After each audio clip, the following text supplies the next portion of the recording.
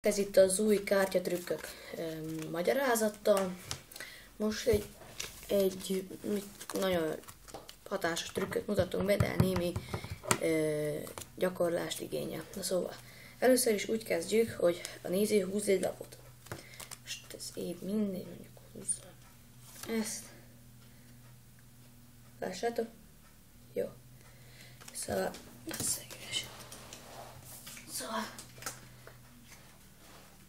ezt a lapot húzta, és ezt a lapot, ezt mondjuk berakom ide. És akkor most megkérdezem, hogy ez volt az alap? Azt mondja, hogy nem. Jó, akkor nem ez volt, akkor emelek egyet. Megkérdezem, ez volt az? Nem.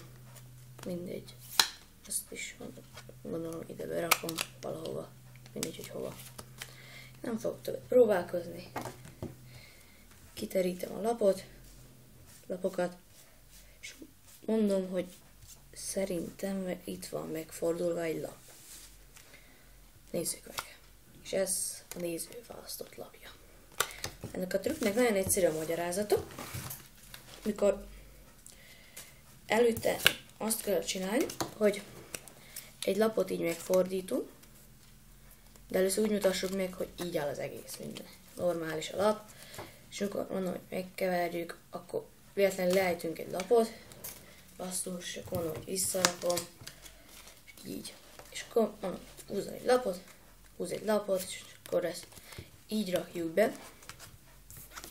Szóval csak ez az egy lap, és úgy lássa, hogy ezt mondjuk így rakjuk be, és akkor többi már csak színészkedés, csak hogy ne vegye észre, azt úgy kell, hogy így, ez volt az alap, nem, akkor még egyet, és akkor így, még egyet, ez volt az, nem, akkor ezt is valahol berakom, mindegy, és akkor mondom, így, és egy lap meg van fordulva valahol,